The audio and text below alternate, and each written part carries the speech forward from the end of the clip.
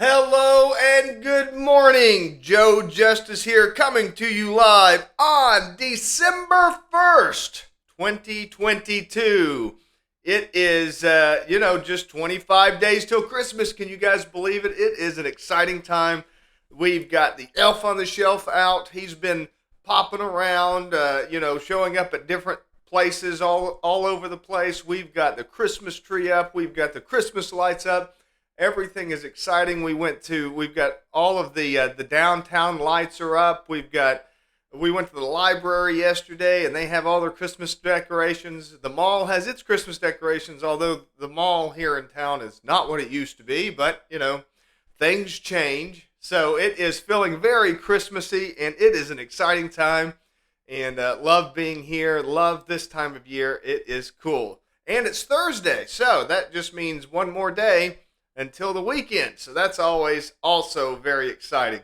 So I was looking through the news yesterday and I saw there was this character that pops up a lot in Instagram. I guess I'm not that familiar with this guy, but apparently he's pretty popular as an Instagram influencer, and his name, well, he goes by the name The Liver King. Now, I have seen him before. I've seen videos of him, and I guess his whole thing is he eats like raw liver and he eats raw meat, and he's super muscular, he's super vascular. He's just like got like veins that are like fire hoses, and he lifts, crazy amounts of weights. Instead of lifting, barbells, he lifts entire Smith machines, and he's this unstoppable force of nature, and claims that he was all natural and has never taken any kind of performance enhancing drugs or steroids or human growth hormones or anything like that. And it's all thanks to raw meat and liver that he's able to do all of these amazing feats, and, follow him for more fitness tips. Well, I guess some emails were leaked yesterday that, or maybe over the weekend or something, that he does in fact use HGH and steroids, and he's not all natural and all that, which isn't shocking at all. I mean, if you look at the guy, you can tell. By the way, if you're ever curious whether somebody uses steroids or not, just look at their bodies. If they look like, if nobody looked like that 100 years ago before steroids were invented, then they're not natural. Okay, so if you go back to like the physiques of like the 20s and the 30s, or the strong men at the turn of the century, the circus performers and stuff like that, you'll see kind of the pinnacle of physical fitness back then. You can kind of look to old art because they did use physical models, and you can see that's kind of what the human body naturally is capable of. Now, the reason I'm telling you that story is to let you know that role models are really, really important. And it's not just about it. Role models aren't kid stuff.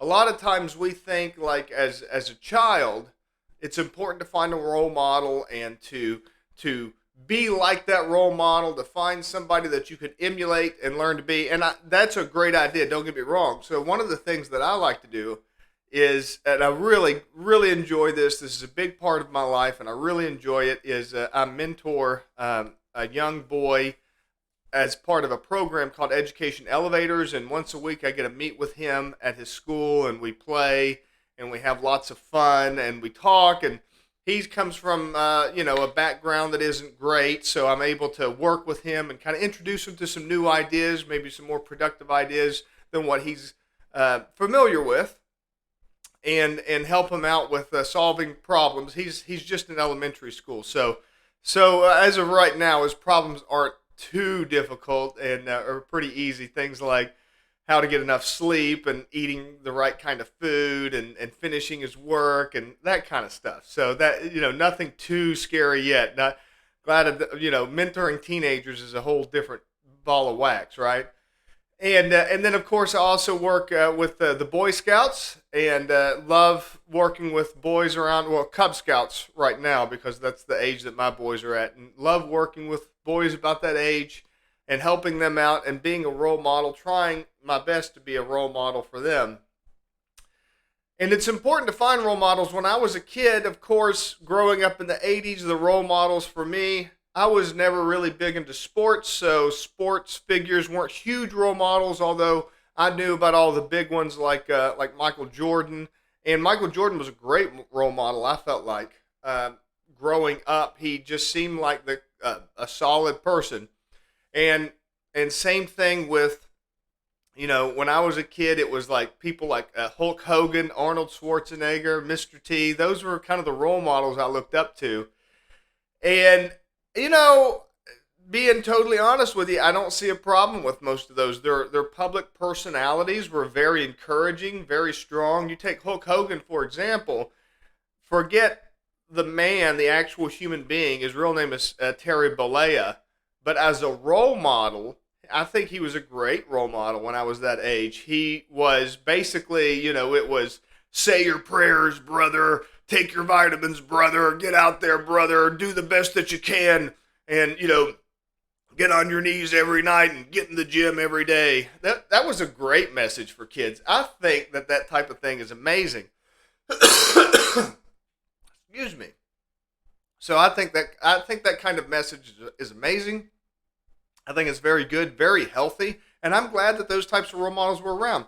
And even looking at someone like the Liver King, his messages, there were elements of them that were good. Exercise and everything. Of course, I think that gets a little, the whole Instagram influencer reality TV type thing gets a little.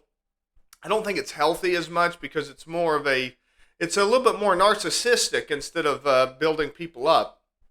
So I think that kids probably have, or young people probably have, a different type of role model today than I would have had. Because role models in the past had to, in order to keep, with their teams, in order to keep on their platforms and stuff, all of their bad behavior was typically covered up, and it would have been hidden to the public. And that's one of the things that's important to understand about role models. Look, when it comes to role models, find role models, get role models, but understand that your role models aren't perfect.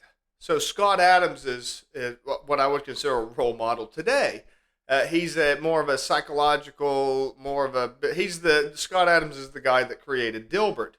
And he talks a lot about psychology and behavior and how to succeed and how to improve yourself. And I would consider him a role model to me, but he has a great concept called the basket case theory, which is the idea that no matter how successful somebody looks on the outside, you get close to them and you get to know them and you talk to them and you realize they're just a complete basket case, which I think is absolutely true. So when you look at role models, you're thinking about somebody that is positive and uplifting and good, and you want to follow them. But it's not really them. It's kind of the ideal of them. It's kind of the concept of them as a person. Like for me, I think Hulk Hogan's a perfect example. When I was a kid, the character Hulk Hogan was great to follow and great to emulate.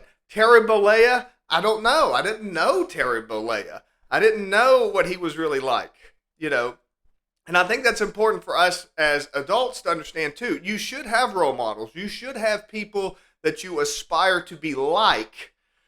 Now, again, I always tell people you should never aspire to be another human being. You can aspire to adopt some of their behaviors. You can aspire to adopt their work ethic. You can aspire to adopt how they behave, how they act, how they present themselves publicly, but you can never be another human being. You can only be you. So you should really aspire to be the perfect version of you that's out there somewhere. And then use other people, use role models for inspiration into what you can achieve and what is possible. And I think that is very important, without a doubt. You need to find people that you can aspire to, but understand that they are humans, they are flawed, they are wrong on a lot of things, but don't emulate the parts that they're wrong about. Emulate the parts that they're right about. And be careful about who you do try to emulate.